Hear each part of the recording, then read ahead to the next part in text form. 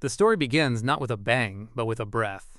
A long, slow breath of the sea, the Aegean, on a day that promised nothing more than the ordinary. The year was 1900, and the gentle unfolding of a new century. The sky above the Greek islands was a dome of impossible blue, a color so deep and pure it seemed to hold all the summers that had ever been. The water beneath it was its perfect mirror, shattered and reformed with every whisper of the wind.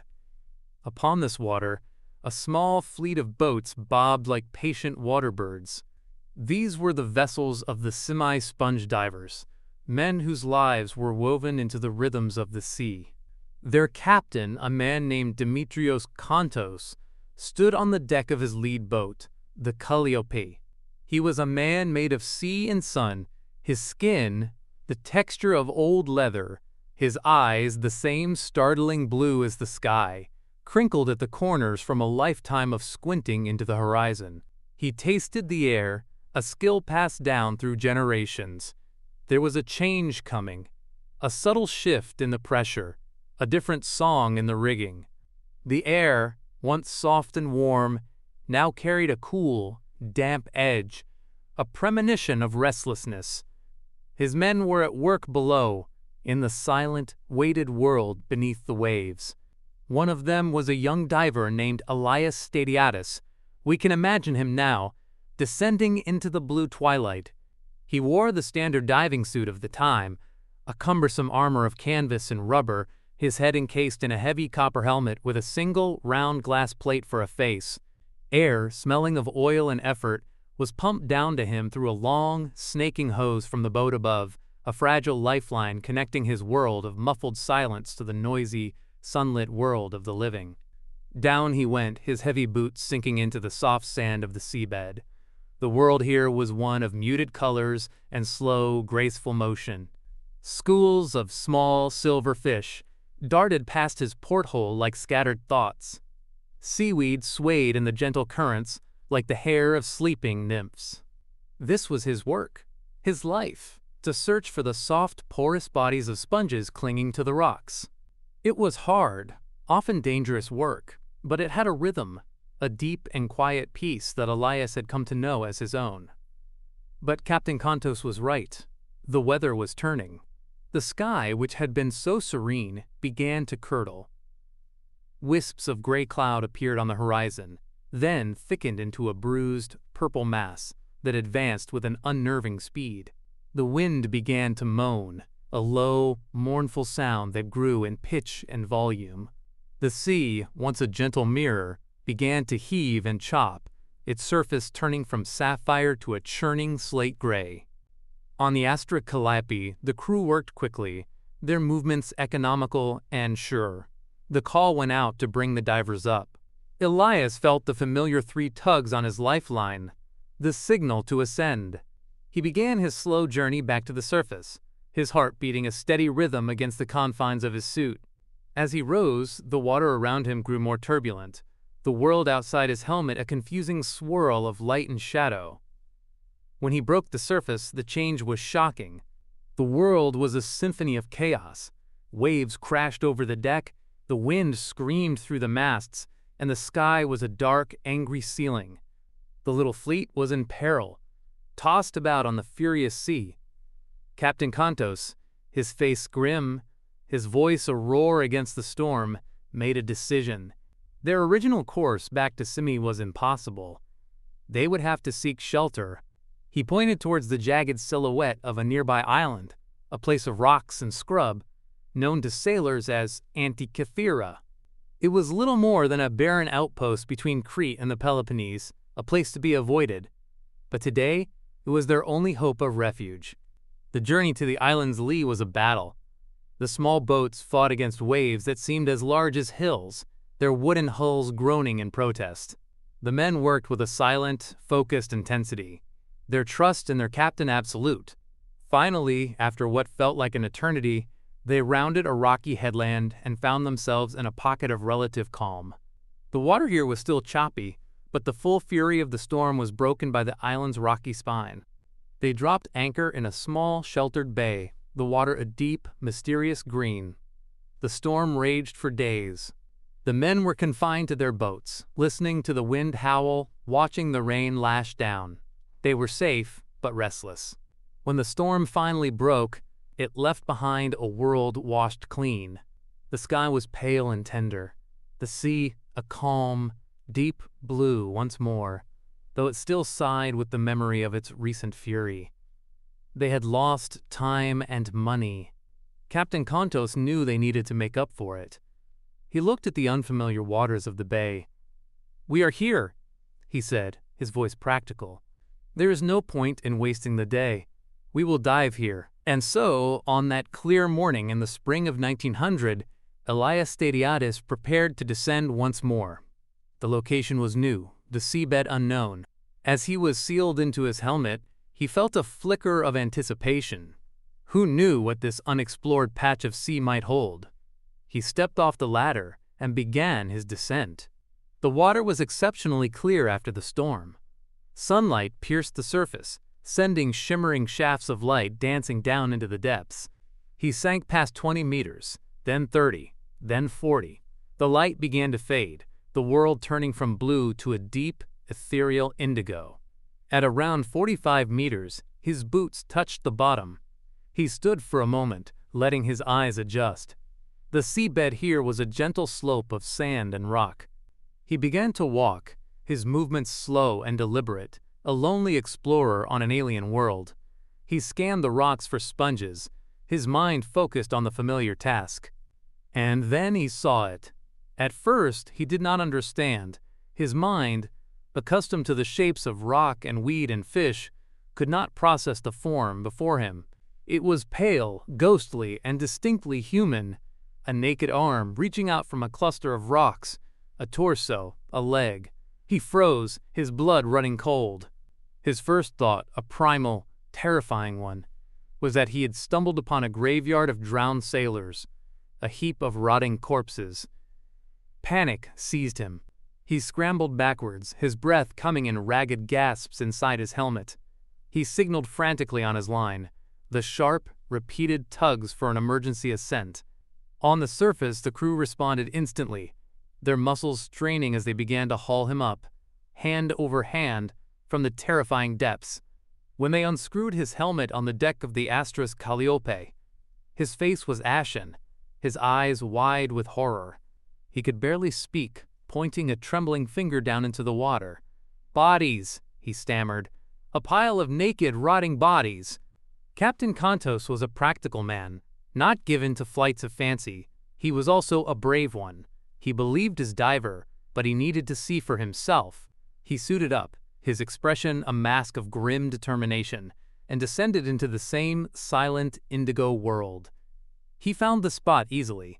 He approached with caution, his heart pounding in his chest, and he saw what Elias had seen, the pale, human forms scattered across the seabed. But as he drew closer, his fear gave way to a dawning, breathtaking sense of wonder. These were not bodies. They were not flesh and bone. They were bronze and marble. Statues. He was standing in the midst of the cargo of an ancient shipwreck. The rotting bodies were magnificent works of art, lying where they had fallen 2,000 years before. He reached out a gloved hand and touched a bronze arm. The metal was cold, covered in a thin layer of marine growth, but beneath it was the unmistakable perfect form of a master sculptor's work. He had found a treasure beyond imagining. The news spread like wildfire. The sponge divers became salvagers, their humble mission transformed into one of historical importance. The Greek government stepped in, and with the help of the Royal Hellenic Navy, a formal excavation of the wreck began.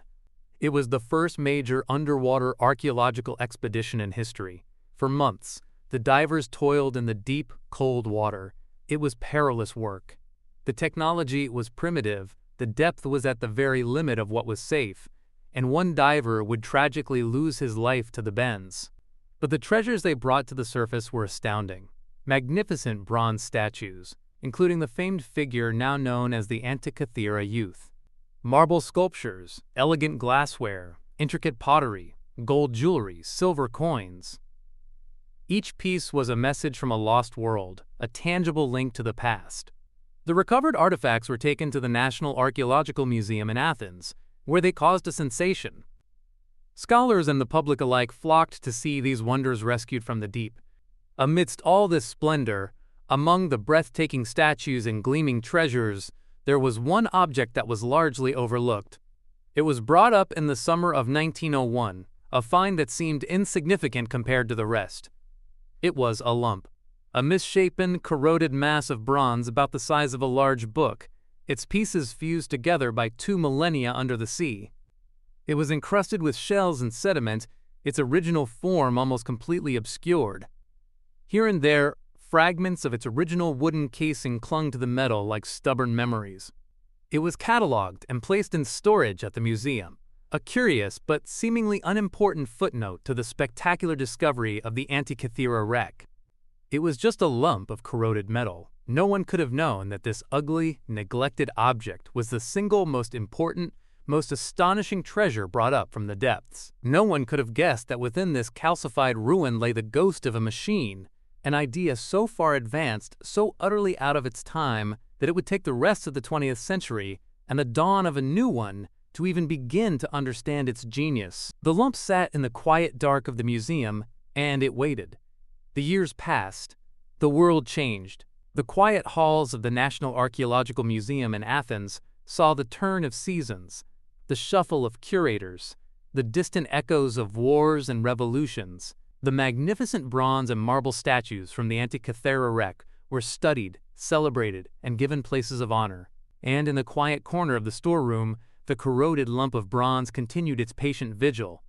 It was not entirely forgotten. In May of 1902, just a year after its recovery, an archaeologist named Valerio Stais was examining the artifacts. He was a meticulous man, with a deep reverence for the past. As he was looking over the various fragments recovered from the sea, his attention was drawn to the lump. It had begun to dry out, and the process of corrosion and time had caused it to crack and split apart into several smaller pieces. Stais picked up one of the fragments. It was heavy in his hand, a piece of ancient ruin. As he turned it over, something caught the light, a glint of metal, a shape that did not belong. It was not the random, organic form of corrosion, but something ordered, something with intent. He looked closer, his heart beginning to beat a little faster. There, embedded in the green, rocky matrix, was a small, perfectly formed gear wheel. A gear wheel. The implications of that tiny, toothed circle were immense. Gears were known from the ancient world, of course, used in simple machines like mills or lifting devices. But they were typically large, crude, and functional. This gear was small, delicate, and what was it doing in a solid lump of bronze? Stais looked at the other fragments. He could now see other, similar shapes, half hidden within the corrosion. Faint circles, the hint of interlocking teeth. He realized with a jolt that this was not a lump. It was a machine. A complex, intricate machine of some kind. He announced his discovery with excitement. He proposed that the object was some form of astronomical clock. It was a brilliant, intuitive leap. But the idea was met with skepticism, even ridicule. The academic world was not ready for it. The prevailing view of the ancient Greeks was that while they were brilliant philosophers, poets, and sculptors, their technology was rudimentary. The level of mechanical complexity suggested by these tiny gears was, to most scholars, unthinkable. It seemed more plausible that this was a later object, perhaps from the Byzantine era, that had somehow fallen onto the wreck site. Stais's theory was dismissed, and he eventually fell silent on the matter. The lump, now identified as a broken mechanism of some sort, was once again relegated to the background. It was a curiosity, a puzzle, but one that seemed impossible to solve. The technology to see inside the corroded mass without destroying it simply did not exist, and so it continued to wait. Decades flowed by like a slow river. The world was consumed by two great wars. Empires rose and fell. Humanity learned to split the atom and reach for the moon. And in the quiet museum, the Antikythera Mechanism, as it was now sometimes called, remained a silent enigma. Then, in the 1950s, the story of the mechanism found its next great champion. His name was Derek de Solla Price, a British physicist and historian of science working at Yale University. Price was a man fascinated by the history of scientific instruments, by the physical objects that embodied humanity's quest for knowledge. He came across the strange object from Antikythera and was immediately captivated. He saw what Stace had seen, but with a new perspective, informed by a deeper understanding of the history of mechanics and astronomy. Price devoted the next 20 years of his life to unraveling the mystery. He traveled to Athens, spending countless hours in the museum, poring over the fragile fragments. He was a detective, and the mechanism was his ultimate cold case. The clues were scant, locked away inside the corroded bronze. He could see the gears on the surface, but he knew the real secrets were hidden within. In 1971, he persuaded the Greek archaeological authorities to allow a new form of investigation. With the help of the Greek Atomic Energy Commission, the fragments were subjected to X-ray and gamma-ray radiography. For the first time, it was possible to peer inside the lump, to see through the layers of corrosion and time. The images that emerged were ghostly and faint, but they were revelatory. They showed not just a few gears, but a complex, layered system of them. Price painstakingly counted the teeth on each visible gear. He traced the faint outlines of interlocking wheels, trying to understand how they fit together. It was like trying to reassemble a Swiss watch from a series of blurry photographs after it had been smashed with a hammer and left at the bottom of the sea for 2,000 years. As he worked, a picture began to emerge, one of an astonishingly sophisticated device. He discovered a large gear at the front that seemed to correspond to the solar year. He found other gear trains that seemed to model the complex, irregular motion of the moon. He saw evidence of a differential gear, a set of gears that can calculate the difference between two inputs. This was a stunning revelation. The differential gear was thought to have been invented in the 16th century, yet here it was, in a device from ancient Greece. Price began to understand the machine's purpose. This was not just a simple clock. It was an analog computer, a mechanical calculator of the cosmos. It was designed to model the heavens as the Greeks understood them. On its face, it would have shown the position of the sun and the moon against the backdrop of the zodiac. It predicted their movements with a precision that was, for its time, breathtaking. In 1974, Price published his findings in a landmark article in Scientific American titled Gears from the Greeks. His work sent shockwaves through the worlds of archaeology and the history of science. He laid out his theory in meticulous detail, arguing that this single, corroded object overturned all conventional wisdom about the technological capabilities of the ancient world. He wrote, with a sense of awe, that if it was genuine, it was like finding a jet engine in the tomb of Tutankhamun. Price had cracked the code. He had revealed the fundamental nature of the mechanism, but his work was based on incomplete data. The X-rays of the 1970s were two-dimensional and fuzzy. They could only hint at the full complexity hidden within the fragments. There were still many gears he could not see clearly, many inscriptions he could not read. The mechanism had given up some of its most profound secrets, but it still held many more in reserve. Derek de Solla Price passed away in 1983, his life's work having laid the foundation for everything that was to come. He had rescued the mechanism from obscurity and placed it firmly at the center of a profound historical mystery. He had proven that the lump was not just a curiosity, but a masterpiece of ancient science. The fragments returned to their quiet display case in Athens. The world now knew what they were, in principle, but the full genius of their design, the complete map of their intricate clockwork soul, remained hidden, waiting for a new generation of explorers armed with technologies that Price himself could only have dreamed of. The slow, patient story of discovery was not over. It was, in fact, just beginning its most exciting chapter. The mechanism, having waited 2 millennia in the sea and nearly a century in the museum, was ready for its close-up. The dawn of the 21st century brought with it a new set of tools, new ways of seeing. The digital revolution had placed powers of analysis in the hands of scientists that were previously the stuff of science fiction. For the Antikythera Mechanism, its time had come once more. A new international team of researchers was formed, known as the Antikythera Mechanism Research Project. It was a collaboration of astronomers, mathematicians, archaeologists, and imaging specialists from Greece, the United Kingdom, and the United States. They brought with them a shared passion for the object, and access to cutting-edge technology. Their goal was to create a complete and definitive model of the mechanism, to understand every last gear, every single inscription. One of the key figures in this new chapter was a man named Michael Wright, a former curator of mechanical engineering at the Science Museum in London. Wright was a master craftsman, a man who thought with his hands as well as his mind. He had been working on the mechanism independently for years, even building his own working models based on his observations. He was joined by Tony Freeth, a mathematician and filmmaker, and a host of other brilliant minds. In 2005, the team brought two remarkable pieces of equipment to the National Archaeological Museum in Athens. The first was a massive, custom-built 8-ton X-ray machine called the Blade Runner. It used a technique called microfocus computed tomography, or CT scanning. Unlike the flat 2D X-rays of the 1970s, this machine could take thousands of high-resolution slices through the fragments, creating a fully three-dimensional digital model of the interior. For the first time, the researchers could fly through the inside of the mechanism on a computer screen, peeling back the layers of corrosion one by one, seeing every gear in its precise location, counting every single one of its teeth. The second piece of technology was a device called a polynomial texture mapping (PTM) dome. This was a hemisphere studded with dozens of flashbulbs and a camera at its apex. It was designed to capture the surface of the fragments in incredible detail.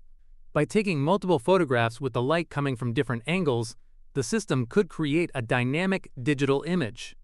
On a computer, the researchers could move a virtual light source across the surface of the object, revealing subtle indentations, faint scratches, and, most importantly, the nearly invisible inscriptions that covered many of the mechanism's surfaces.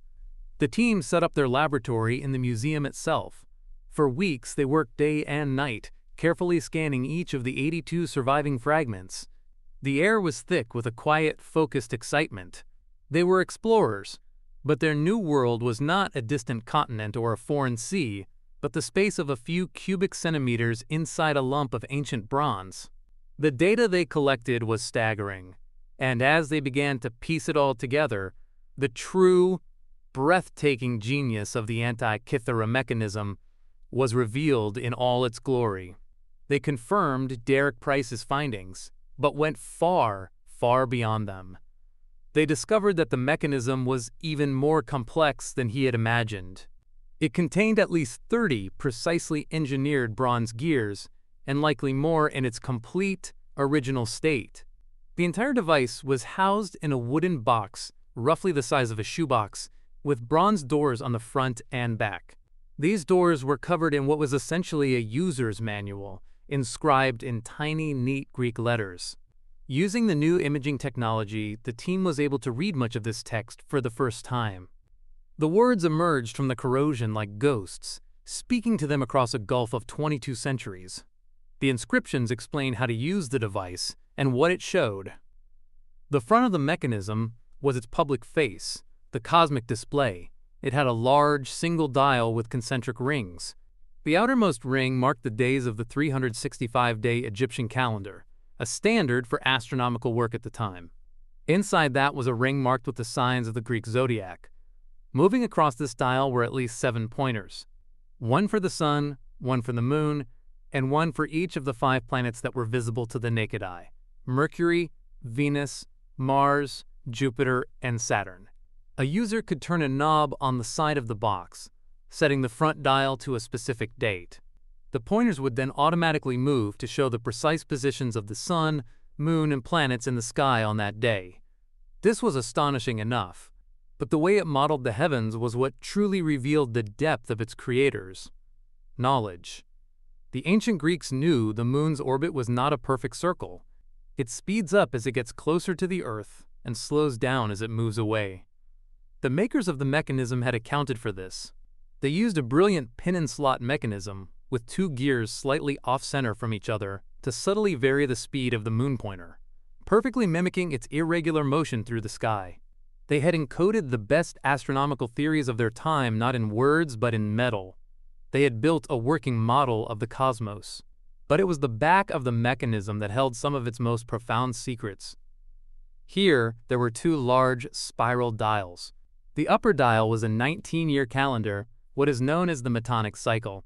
This was a crucial cycle for ancient cultures, as it reconciled the lunar calendar based on the phases of the moon with the solar calendar based on the seasons. After 19 years, or 235 lunar months, the phases of the moon would recur on the same solar dates. This dial allowed its user to keep a predictable, long-term civil calendar. The lower dial was even more remarkable. This was an eclipse prediction dial. It was laid out in a spiral that tracked the Saros cycle, a period of 223 lunar months, about 18 years, 11 days, and 8 hours, over which lunar and solar eclipses repeat themselves. Inscribed on the dial were symbols indicating predicted eclipses, noting their date and even the time of day. It also indicated whether the eclipse would be solar or lunar. To be able to predict an eclipse was a powerful form of knowledge in the ancient world, bordering on the magical.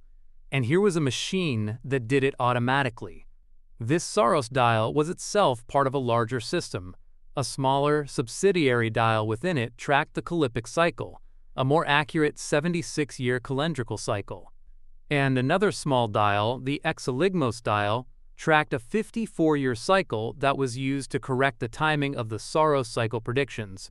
The level of astronomical knowledge and mechanical ingenuity on display was simply staggering. This was not a rough approximation of the heavens, it was a precise, complex, and deeply theoretical model.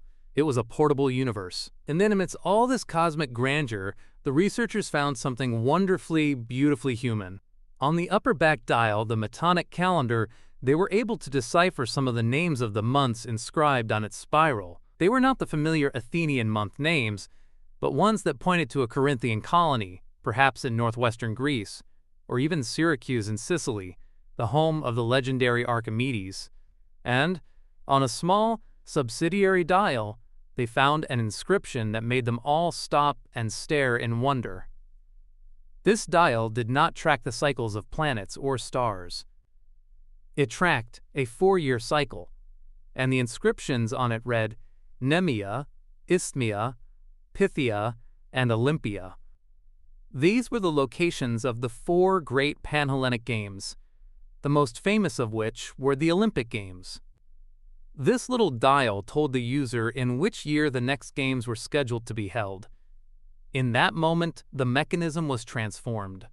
It was not just a cold, scientific instrument for astronomers. It was a device connected to the heart of Greek culture. It linked the cycles of the heavens with the cycles of human life, with festivals, celebrations, and athletic contests. You could use it to find the position of Jupiter, predict an eclipse, and also to know when it was time to travel to Olympia for the games. It was a tool for both the mind and the spirit. The full picture was now clear. The Antikythera Mechanism was a geared astronomical calculator of unparalleled genius. It was a product of a lost tradition of mechanical technology, a tradition far more advanced than anyone had ever believed possible. It had no known predecessors and no known successors for over 1,000 years. The sophisticated gear trains of the mechanism would not be seen again in Europe until the great astronomical clocks of the medieval cathedrals more than 400 years later. The ugly, corroded lump had finally revealed its soul. It was a mechanical poem, written in the language of bronze and mathematics, a testament to the boundless curiosity of the human mind. The questions now shifted from what it was to who made it, and why it was lost. The final chapter of its story was not one of science, but of imagination. Who could have conceived of such a thing? Who possessed the mind to design it and the hands to build it? The inscriptions and the style of the lettering dated the mechanism to the 2nd century BCE, likely between 150 and 100 BCE. The user manual mentioned the movements of the planets, and the way the mechanism modeled them pointed to the astronomical theories developed by the great astronomer Hipparchus of Rhodes. Perhaps it was made on the island of Rhodes, which in that era was a global center for astronomy and mechanical engineering. The Roman writer Cicero mentioned a mechanical sphere built by the philosopher Posidonius of Rhodes, which showed the motions of the sun, moon, and planets. Could this be that very device? Or perhaps its origins lie even earlier. The connection to Corinthian colonies brought to mind the greatest mechanical genius of the ancient world, Archimedes of Syracuse. Cicero also wrote of a bronze machine built by Archimedes that did the very same thing, modeling the celestial sphere. Archimedes died in 212 BCE, a little earlier than the presumed date of the mechanism, but could it have been a later version, made by his students or in his workshop, carrying on his legacy? We may never know for sure. The name of its creator, the Leonardo da Vinci of the ancient world, is lost to time. We can imagine the workshop, the smell of hot metal and charcoal, the quiet, intense focus of a master craftsman hunched over a table, filing the teeth of a small bronze gear with a jeweler's precision. The careful calculations, the diagrams drawn on papyrus, mapping the heavens into a language of ratios and rotations. The years of patient work, assembling the pieces, watching the clockwork cosmos come to life in his hands. And what of its final journey? The shipwreck itself provides the last dramatic clues. The ship was a large Roman cargo vessel, filled with luxury goods. It was a treasure ship, carrying plundered or purchased Greek art back to Rome. The statues, the glassware, the jewelry, this was a cargo of immense value, likely destined for the villa of a wealthy Roman general or merchant. And among these artistic treasures was a scientific one, the mechanism. Perhaps it was a gift, perhaps it was commissioned, or perhaps it was simply part of the spoils of war, a curiosity taken from a Greek city. We can picture it, packed carefully in its wooden case, placed in the ship's hold alongside the marble and bronze giants. The ship set sail from a port in Asia Minor, perhaps Pergamon or Ephesus, and made its way west across the Aegean. It was a route plied by countless vessels, a highway of the ancient world. But as it passed the little island of Antikythera, the notoriously treacherous seas of the region turned against it. A storm, just like the one that would, 2,000 years later, lead Captain Kantos and his divers to the same spot. We can imagine the scene. The sky turning dark, the wind rising to a furious shriek. The great ship, heavy with its stone and metal cargo, being tossed by mountainous waves. The creak and groan of the timbers, the shouting of the sailors, the snapping of the mast. The ship was driven towards the unforgiving cliffs of Antikythera. There was a final, terrible crash as the hull was ripped open on the rocks. The sea poured in, and the ship, with its priceless cargo and its crew, plunged beneath the waves, sinking swiftly into the cold, silent depths. There it lay, its treasures scattered across the seabed, its story seemingly ended. But it was not an end. It was merely a pause, a long, 2,000-year intermission. The sea, which had been its doom, became its protector. The cold, dark water preserved the bronze from complete destruction, cocooning it in a hard shell of sediment and marine life. The mechanism slept, its gears frozen, its pointers stilled, waiting for the day when another storm would bring another ship to that very same bay. And so the story comes full circle. From one storm to another, from a Roman disaster to a Greek discovery. The journey of the Antikythera Mechanism is a story of survival against impossible odds. It survived the wreck. It survived 2 millennia at the bottom of the sea. It survived the initial ignorance of its discoverers. It survived the skepticism of scholars. And piece by piece, decade by decade, it has been reborn. Today, the fragments of the Antikythera Mechanism rest in a place of honor at the National Archaeological Museum in Athens. They are housed in a specially designed, climate-controlled case, their fragile forms glowing under soft lights. They no longer look like a worthless lump. They look like what they are, the most sophisticated piece of technology to survive from the ancient world. Nearby, a modern reconstruction, a gleaming model of bronze and gold, shows what the device would have looked like in its prime. Its gears turn, its pointers sweep across the dials, silently playing out the dance of the cosmos, just as they were designed to do over 2 millennia ago. To look upon it is to feel a profound connection to the past. It collapses time. It reminds us that the people of the ancient world were not so different from us.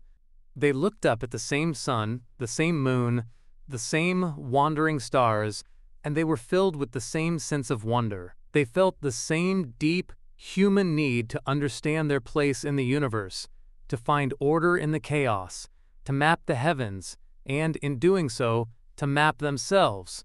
The Antikythera Mechanism is more than just an ancient computer. It is a message in a bottle, a whisper across the centuries. It speaks of a forgotten chapter in the story of human ingenuity, a chapter we are only now beginning to read.